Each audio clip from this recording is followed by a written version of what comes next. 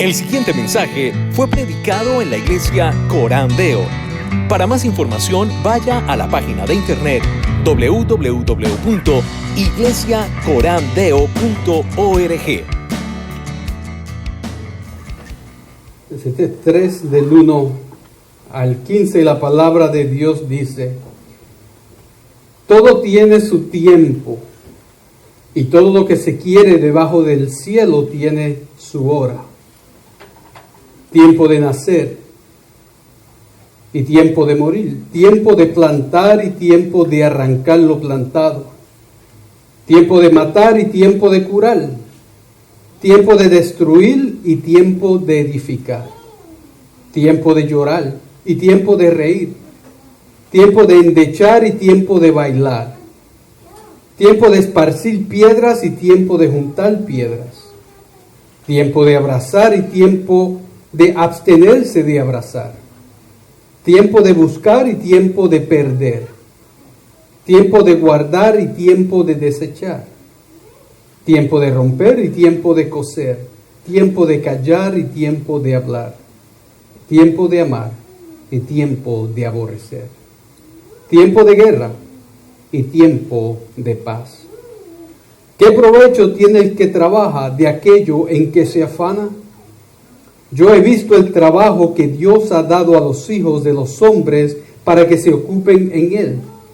Todo lo hizo hermoso en su tiempo y ha puesto eternidad en el corazón de ellos, sin que alcance el hombre a entender la obra que ha hecho Dios desde el principio hasta el fin. Yo he conocido que no hay para ellos cosa mejor que alegrarse y hacer bien en su vida. Y también que es don de Dios que todo hombre coma y beba y goce el bien de toda su labor. He entendido que todo lo que Dios hace será perpetuo. Sobre aquello no se añadirá, ni de ello se disminuirá. Y lo que hace Dios, para que delante de Él teman los hombres. Aquello que fue, ya es. Y lo que ha de ser, fue ya. Y Dios restaura lo que pasó. Amén. Oh bendito Dios, en esta mañana háblanos, Señor. Te queremos escuchar. Amén.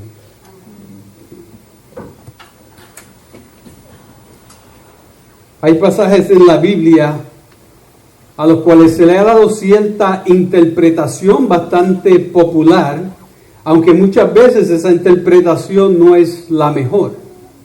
Y yo creo que este es uno de esos pasajes donde nosotros lo escuchamos y pensamos que sabemos lo que quiere decir, porque el mundo, o tal vez aún muchos predicadores, lo han predicado de una forma que nos ha llevado a tener cierto entendimiento de él. Por ejemplo, muchos predican este pasaje y lo entienden como puntos bien prácticos para nuestra vida. ¿Verdad? Que nosotros debemos ser sabios determinando el tiempo apropiado para las cosas. ¿Verdad? Porque todo tiene su tiempo. O tal vez que nosotros debemos ser pacientes a que llegue la mejor hora de nosotros hacer algo. A mí mucha gente me ha dicho anteriormente: pastor, pero cuando suave, no se apuro mucho, si todo tiene su tiempo. Y eso, la verdad, que a veces me come por dentro también, porque sí, todo tiene su tiempo. Y para mucha gente el tiempo debería ser ahora, no esperando más, ¿verdad? Y si ese es tu pensar de este pasaje, yo quiero hoy sugerirte que reconsideres tu interpretación. Porque este pasaje no se llama de principios para tu vida, para que tú sencillamente entiendas que tienes que ser sabio en cómo tú escoges el tiempo para una cosa o para la otra. Aquí no tenemos sencillamente principios de vida. Lo que nosotros tenemos aquí es una revelación de quién es Dios.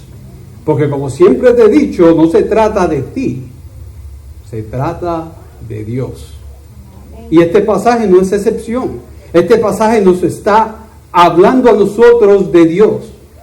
Pero para hablarnos de Dios, Salomón entonces comienza hablando del hombre, de su faena, de su trabajo y cómo el tiempo afecta lo que el hombre hace. Si Salomón comienza con la declaración de que para el hombre existe un tiempo para todo, aún más que todo lo que está en el corazón del hombre, lo que el hombre quiere, lo que el hombre desea, tiene su hora específica, como dice el verso 1, todo tiene su tiempo, y como nosotros cantábamos. Y todo lo que quiere debajo del sol tiene su hora, tiene su momento específico. Él comienza con esa declaración. Y él comienza ahora en el verso 2 listando dos cosas que abarcan todas las demás. Él dice que hay un tiempo de nacer y un tiempo de morir. Por lo tanto, todo el resto que él dice cae dentro de estas dos declaraciones. Esta es la vida. Entre tu nacimiento y tu muerte está todo lo que viene después en lo que él dice. Hay un tiempo determinado. Y los versos del 2 al 8, eso es lo que nos dice, nos da ejemplos. Es como un poema que nos habla del tipo de cosas que sucede entre tu nacimiento y entre tu muerte. Y luego aquí viene Salomón y establece la proposición, o luego que establece la proposición de que todo tiene su tiempo, él viene y hace una pregunta en el verso 9. ¿Qué es lo que él pregunta? Dice, ¿qué provecho tiene el que trabaja de aquello en que se afana? ¿De qué sirve el trabajo? Ahora, lo interesante es que Salomón ya había hecho esa pregunta. Si miras el capítulo 1, el verso 3, ¿qué es lo que él pregunta? Dice, ¿qué provecho tiene el hombre de todo su trabajo con que se afana debajo del sol?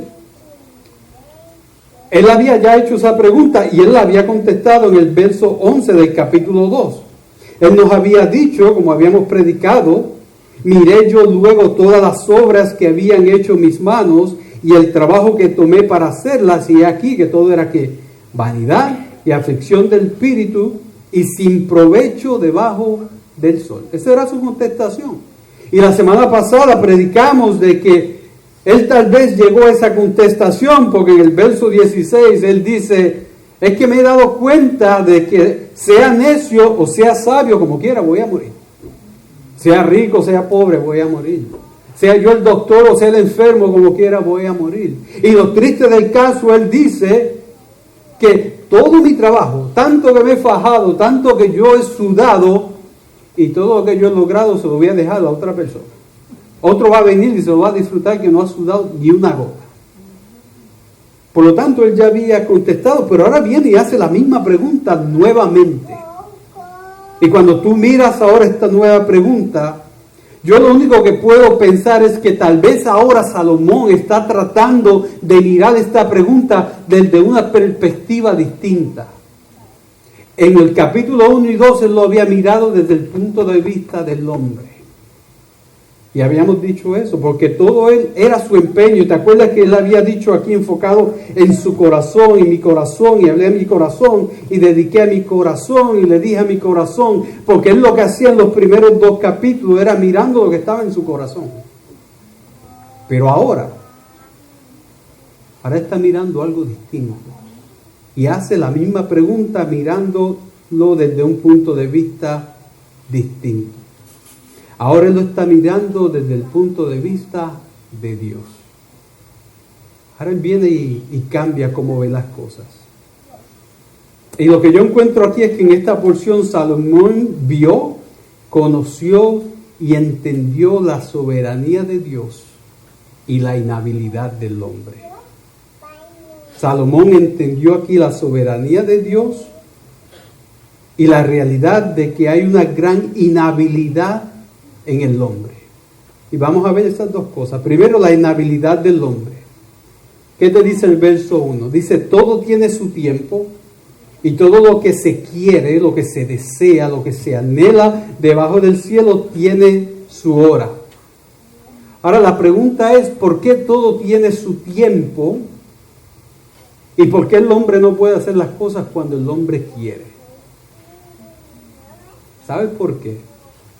Porque no depende de los deseos de los hombres, depende de la providencia de Dios.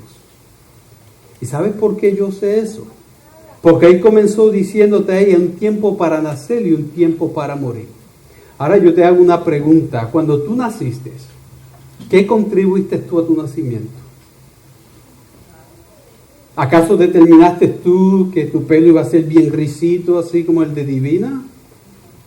o que tus ojos iban a ser verdes o azules, o que tú ibas a ser alto, ibas a ser bajito, ibas a ser rubio, ibas a ser trigueño. Tú contribuiste algo a tu nacimiento. Tú contribuiste a la hora, al día, a la fecha, a la nacionalidad. ¿Qué tú contribuiste a tu nacimiento? Absolutamente nada. Había un tiempo donde tú tenías que nacer. Pero ¿sabes qué? Tú tenías nada, ningún poder, no tenías ninguna habilidad de influenciar tu nacimiento. Pero Dios sí lo tenía. Dice la palabra de Dios que aún en el vientre de la madre del Señor conocía al profeta. Dice la Biblia que ahí en el vientre de la madre fue que el Señor lo formó con sus dedos. Es Dios el que sopla el alma al hombre y le da vida. Ahora tengo otra pregunta para ti. ¿Qué puedes hacer tú para detener el día de tu muerte? ¿Qué puedes hacer tú? ¿Puedes dictar dónde, cuándo, a la hora, el lugar, la forma? No puedes hacer absolutamente nada. Por lo tanto, un tiempo para todo, para nacer y para morir, pero es Dios el que determina eso, no eres tú. Por lo tanto, eso te rinde a ti como una persona que no tiene la habilidad de hacer absolutamente nada en eso. Ahora te voy a dar otro ejemplo. Ese mismo verso 1 dice verso 2 dice, a un tiempo de plantar y un tiempo de arrancar lo plantado. Y tú dirías, no, pero ese soy yo el que lo hago, ¿verdad? Yo soy el que planto, yo soy el que arranco. Pero déjame preguntarte algo, ¿qué tú vas a arrancar si Dios no hace que esa semilla germine? ¿Qué tú vas a arrancar si no es Dios el que da la lluvia del cielo para que esa planta pueda crecer? ¿Qué vas a arrancar tú? ¿Qué fruto vas a coger tú si no es Dios el que le da crecimiento a la planta y comanda a la planta a que dé su fruto? ¿Qué sucedió cuando Jesús le dijo a esa higuera, maldita sea? Se marchitó. Por lo tanto, el Señor te da libertad a que tú hagas ciertas cosas. Tú puedes tomar la semilla y la puedes poner ahí en la tierra, pero no eres tú el que va a determinar cuándo se cosecha y cuánto se cosecha de esa planta. No, va a ser Dios.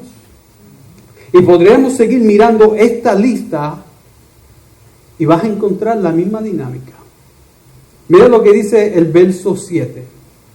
El verso 7 te dice, hay un tiempo de romper y un tiempo de coser. Y te quiero explicar eso. Cuando tú miras en la Biblia, tú vas a encontrar que los judíos, el pueblo de Dios, cuando ellos recibían malas noticias, cuando había dolor en su vida, ¿qué era lo que hacían? Ellos rasgaban sus vestidos. Ellos rompían sus ropas. Y eso está hablando ahí Salomón. Por lo tanto, cuando vino gran tragedia sobre la vida de Jacob, ¿qué fue lo que sucedió? Dice la palabra de Dios. Entonces Jacob se levantó y rasgó su manto y rasuró su cabeza y se postró en tierra y adoró. ¿Qué sucedió cuando Mardoqueo en el libro de Esther recibió la noticia de que el rey había firmado un edicto de que los judíos iban a ser exterminados? Dice la Biblia en el libro de Esther capítulo 4, luego que supo Mardoqueo todo lo que se había hecho, rasgó sus vestidos, se vistió de cisilio y de ceniza y se fue por la ciudad clamando con grande y amargo clamor. Ahora lo interesante es que también hay un tiempo donde los vestidos se cosen. Hay un tiempo donde el Señor ahora obra en la vida del hombre para restaurarlo, para levantarle de su dolor. Y por ejemplo, en el libro de Job nosotros encontramos al final de ese libro, donde Job viene y dice en el capítulo 42, y bendijo Jehová el postrer estado de Job más que el primero, porque tuvo 14,000 ovejas, 6,000 camellos, 1,000 yuntas de bueyes, 1,000 asnas, y tuvo 7 hijos y 3 hijas. Y murió Job viejo y lleno de días. Ahora la pregunta que yo tengo para ti es, ¿controlas tú la llegada del luto? ¿Controlas tú la llegada del dolor a tu vida? Yo te digo Yo estaba orando fuertemente para que mi hermano no muriera. Yo tenía mucha fe y mucha esperanza, pero no estaba en mis manos. Nosotros sabemos que el hermano Julio oró por su padre como nadie más podía orar, y todos oramos por él. Pero ese momento del dolor no estaba en las manos del hermano, ni en las manos mías, ni en las manos tuyas. Ese tiempo de rasgarse no estaba en la mano del hombre, estaba en la mano de Dios. Pero de la misma forma es Dios el que restaura el corazón del hombre y lo levanta y le da la esperanza y lo consuela para que entonces el hombre pueda coger y restaurarse y coser esos vestidos y poder alzar manos y declarar la grandeza de Dios en victoria cuando recibe esas bendiciones del Señor. Amén. Por lo tanto es Dios el que obra, es Dios el que continúa actuando en la historia del hombre. Ahora, muchos pueden pensar, pues si es Dios el que está obrando y es Dios el que determina todo, entonces yo no tengo ninguna responsabilidad. Y quiero estar seguro que te digo que no es así. Porque el Señor obra a través de tus manos, el Señor obra a través de tus acciones, el Señor obra a través del buen fruto que tú estás supuesto a dar. Y el Señor pedirá cuenta de cada una de tus acciones, de cada una de tus palabras, de cada uno de los talentos que Él te dio. El Señor te dirá y qué tú hiciste con ellos. Por lo tanto, tú tienes gran responsabilidad para con Dios. No, el Señor no te va a sencillamente decir, no, por cuanto yo soy soberano, la verdad que todo reside en mí, porque no es así. No, el Señor utilizará aún la maldad del hombre y el pecado del hombre para cumplir sus propósitos, pero el Señor le pide cuentas al hombre. Me acuerdo en la historia de José en Génesis, nosotros encontramos que los hermanos de José, por su odio por su hermano, tratan de matarlo, lo tiran a un pozo, lo venden a los madianitas, lo llevan a Egipto, él es entregado como esclavo, después como preso. ¿Y qué es lo que sucede? Al final del libro de Génesis, José le dice, no te preocupes, tú tuviste libertades que Dios te dio, y tú utilizaste esas libertades para pensar mal contra mí. Pero Dios lo tornó y lo utilizó para bien. Y eso es lo que sucede en nuestra vida. Dios nos da libertades. Y el Señor demanda de nosotros que seamos buenos mayordomos con todo lo que Él nos da. Pero al final de cuentas nosotros tenemos una inhabilidad. Porque al final de cuentas Dios sigue siendo soberano aún en medio de las libertades que tú puedas tener. Ahora, nota algo. Dios te da libertades dentro de un tiempo. Tú puedes plantar, tú puedes recoger, tú puedes edificar, tú puedes esparcir piedras, pero los resultados finales siempre son de Dios. Siempre son de Dios. Por eso es que mi posición es, con esta cuestión del libre albedrío, es que verdaderamente tienes tu libre albedrío. Porque el problema es que cuando la voluntad y la soberanía de Dios decide actuar, ahí termina toda libertad que tú puedas tener. En un tiempo específico en tu historia de tu vida, cuando Dios quiere ejercer su soberanía sobre ti, algo sucede. O Dios es soberano o tú eres soberano, pero los dos no lo pueden ser. Y en ese momento entonces tú estás sometido totalmente a la voluntad de Dios. Y yo siempre digo, tú tienes libre albedrío y puedes verdaderamente tener control y dominio de cada decisión, entonces no peques. Ahí está, demuéstramelo, no peques. Pero no podemos, tenemos aún esa inhabilidad. Por lo tanto, eso es lo primero que Salomón aquí me muestra en sus palabras, es que el hombre tiene una inhabilidad, pero él también habla de que Dios es soberano. Cada vez que yo leo un pasaje, yo busco por cosas que me rompen el pasaje en pedacitos. Y si te das cuenta, en el verso 10 dice que yo he visto, y en el verso 12 dice yo he conocido, y en el verso 14 dice he entendido. Esos son los principios de las tres contestaciones que él ahora nos viene a dar. Él nos va a hablar ahora de la soberanía de Dios. ¿Y qué fue lo que él dio? ¿Qué fue lo que conoció? ¿Qué fue lo que entendió Salomón? Lo primero que él me dice es que él vio que Dios es soberano sobre la creación. Dios es soberano sobre todo lo que ha sido hecho, creado, todo lo que hay, todo lo que ha sido y todo lo que será. Verso 10 te dice que yo he visto el trabajo que Dios ha dado a los hijos de los hombres para que se ocupen en él. Y todo lo hizo hermoso en su tiempo y ha puesto que eternidad en el corazón de ellos. Este verso reconoce que Dios es el creador, Dios es quien hace, Dios es el que hizo todito hermoso y todo lo que hizo lo hizo bueno. Esto es un eco a Génesis 1 donde dice, y Dios dijo y fue hecho y lo que Dios hizo fue bueno. Por lo tanto, aquí me está repitiendo la historia de Génesis 1. Si dentro de esta obra Dios también crea al hombre para darle un trabajo, es Dios el que le da el trabajo al hombre. Por ejemplo, Efesios 2:10 nos recuerda, ¿verdad? Porque somos hechura suya, creados en Cristo Jesús para buenas obras que Él preparó de antemano para que anduviésemos en ella. Es Dios el que prepara el trabajo que nosotros tenemos aún que hacer. Ahora, en su gracia y en su generosidad, Dios puso que eternidad en nuestro corazón, como dice ahí. Quiere decir que Dios nos dio sentido del tiempo para que nosotros reconozcamos que hay cosas que no tienen ni principio ni no tienen fin. Y reconociendo esa eternidad, entonces nosotros sabemos que Dios no tiene principio y Dios no tiene fin. Por lo tanto, un Dios que no tiene principio y no tiene fin es un Dios que se sostiene a sí mismo y es autoexistente. Y para Dios ser autoexistente quiere decir que Dios tiene que ser totalmente soberano, aún sobre su existencia. No hay nada que puede influenciarle, no hay nada que puede dictarle, no hay nada que puede mandarle. Él no puede depender de nada ni de nadie. Absolutamente. Pero es interesante que también aquí Salomón habla de la inhabilidad del hombre cuando mira la soberanía de Dios, porque ¿qué te dice ahí en el verso 11 al final? Dios puso eternidad en nosotros, ¿verdad? Sin que alcance el hombre a entender la obra que ha hecho Dios desde el principio hasta el fin. Es que nosotros somos finitos, es que nosotros tenemos limitaciones y es que se va a hacer muy difícil e imposible tú comprender a un Dios que es eterno, perfecto y soberano.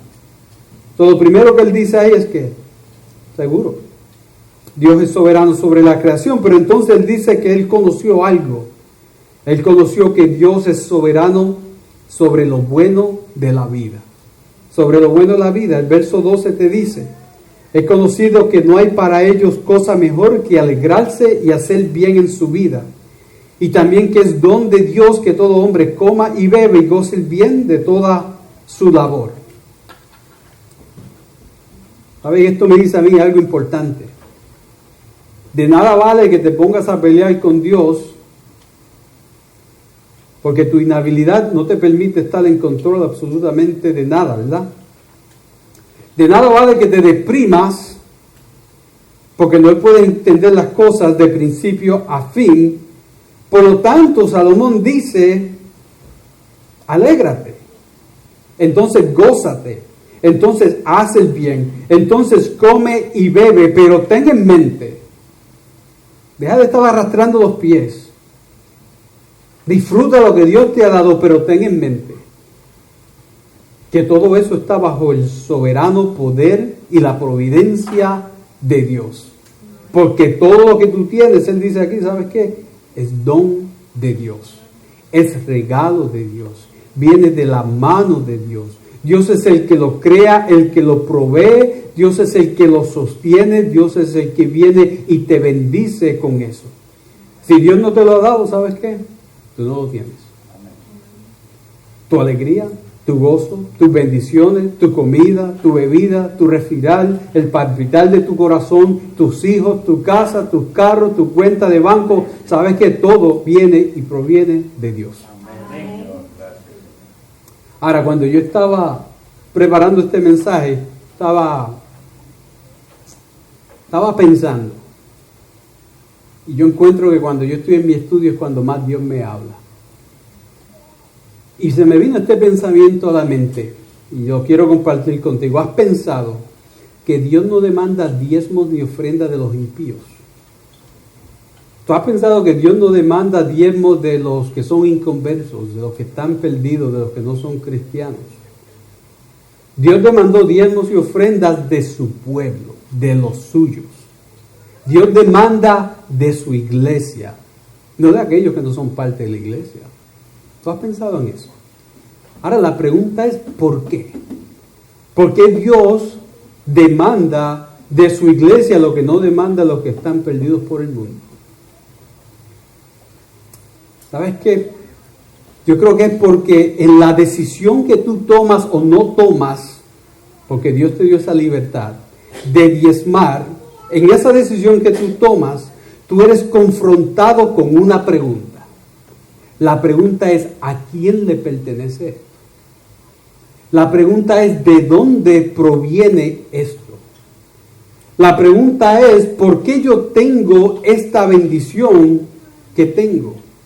¿Y quién fue el que me bendijo con esa bendición?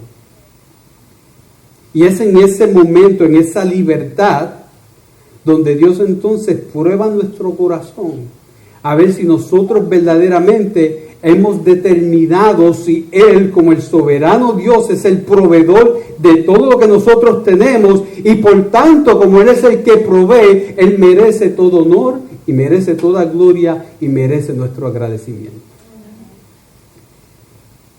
Si Dios se lo pide de su iglesia y no del mundo, porque el diezmar es adoración al Dios que te dio absolutamente todo. Amén. Es un acto de adoración. Por eso es que yo nunca he cambiado nuestra cajita en la esquina, donde nosotros tenemos que levantarnos de la silla, caminar hacia un lugar específico para depositarlo como un acto de adoración pública, donde decimos públicamente, Dios es más importante que lo que yo pueda hacer con esto. Dios es más grande porque Dios me lo dio y Dios se lo merece y la obra y el reino de Dios lo necesita. Considera eso, iglesia.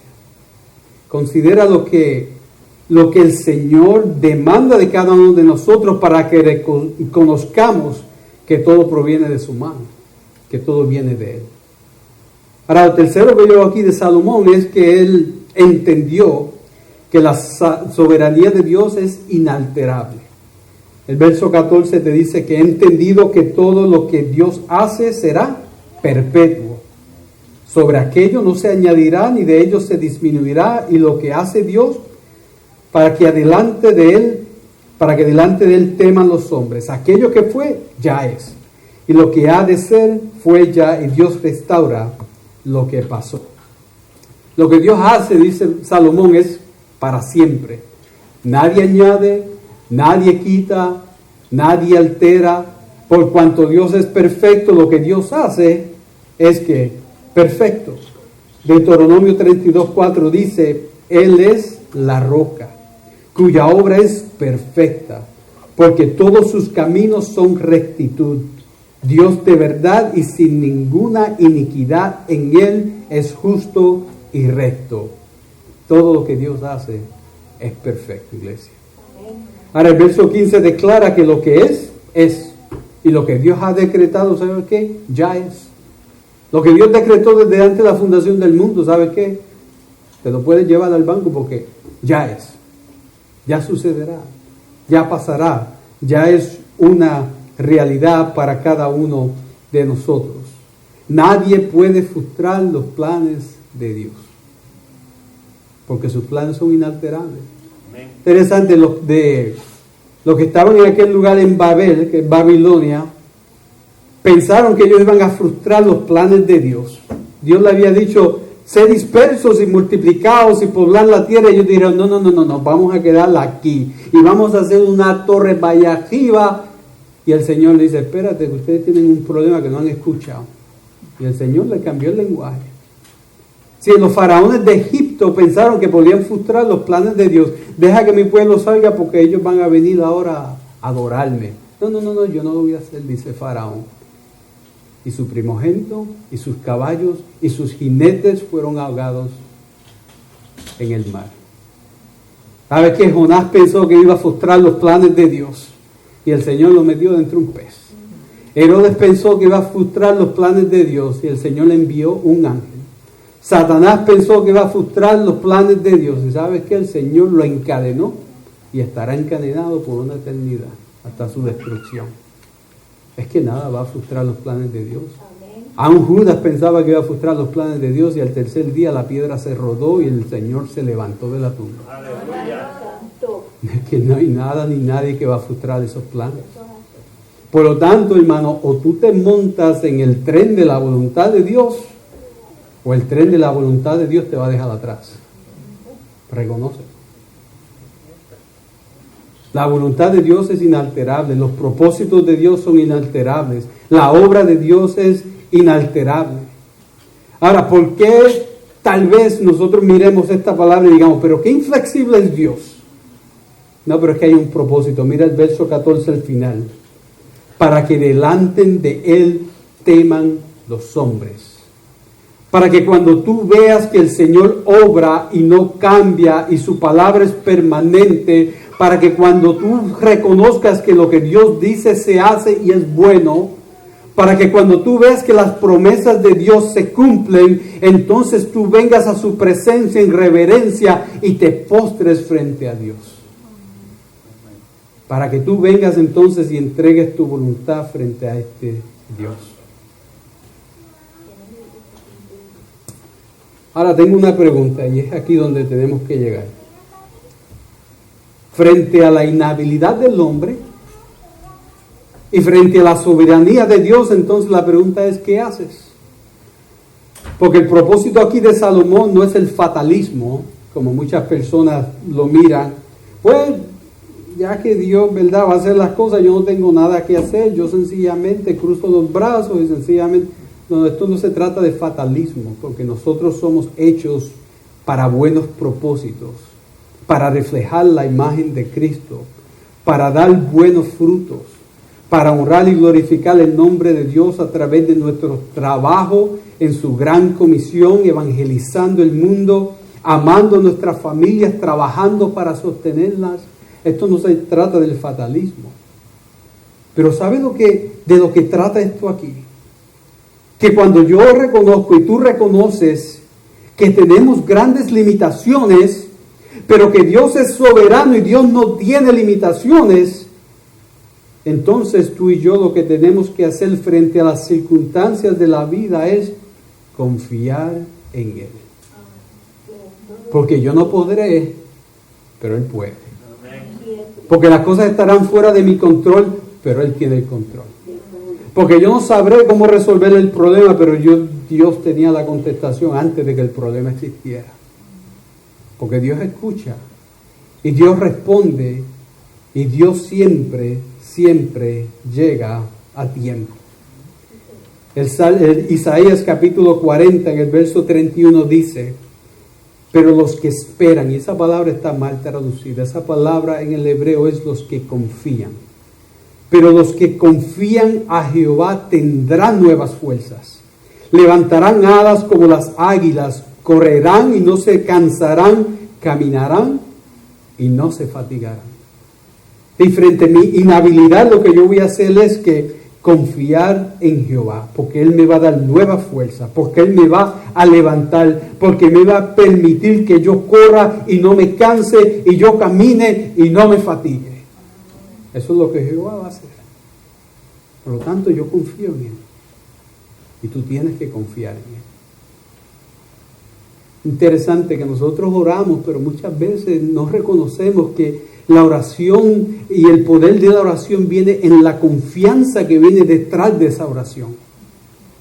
Porque si yo le oro al Señor pidiéndole algo, pero tan pronto digo amén, estoy yo tratando de buscar mis soluciones, entonces ¿dónde está mi confianza en esa oración? ¿Dónde está mi confianza en el Dios que escucha mi oración? Cuando yo paso la vida preocupado, cuando yo paso la vida con estos temores y estas ansiedades, la pregunta es, ¿por qué no confiar en el Dios que tiene todo poder y el Dios que es soberano? ¿Qué nosotros hacemos? ¿Sabes qué? Descansamos en Dios. Deja de pelear contra la voluntad de Dios. Si Dios te está abriendo puertas por aquí, vete por ahí. No te vayas por el otro lado. No trates de abrir la puerta que está cerrada. Porque Dios es el que abre puertas las cuales nadie puede cerrar. Y Dios puede cerrar puertas las cuales nadie va a poder abrirlas. Por lo tanto, ¿qué tú haces? Tú descansas, no peleas contra su voluntad. ¿Qué nosotros cantamos en el Salmo de esta mañana? Está quieto y conocer que yo soy Dios. Está quieto, tranquilo. Deja de estar tratando tanto, porque es que tú estás supuesto a depender en Él. Acuérdate, ¿quién es el amparo y fortaleza? ¿Quién es el pronto auxilio en la tribulación? Es Jehová de los ejércitos. Es ese el refugio que es el Dios de Jacob. Por lo tanto, descansa en Dios. Descansa en Dios. Michelle, Dios va a decidir cuál universidad va a ser. Ya eso está decidido. Yo no sé por qué tú te estás preguntando. Dios ya lo decidió. ¿Sabe qué, Elizabeth? No te preocupes por la familia tuya, porque ya Dios decidió. Descansa confiando en el Señor. Aleluya. Reconociendo que Dios sabe más y sabe que Él tiene el mejor plan para ellos y para ti y para todos. Porque ponte a pensar. El Señor cuando trazó ese plan lo trazó con una cruz. El Señor cuando escribió ese plan lo escribió con la sangre de Cristo. Sangre que no se borra. Sangre que limpia todo. Sangre que es más valiosa que el oro y que la plata. Yo no hay una noche que duerma bien, pero ¿sabes qué? Todas las mañanas Betty me dice, ay, ¿no dormiste bien otra vez? Yo digo, ¿qué va a hacer? El día que Dios quiera que duerma bien, duermo bien. Pero seguimos para adelante. Porque hay que descansar en el Señor. ¿Qué hacemos nosotros frente a las circunstancias de la vida donde reconocemos que no tenemos habilidad? ¿Sabes qué? Tenemos fe en Dios.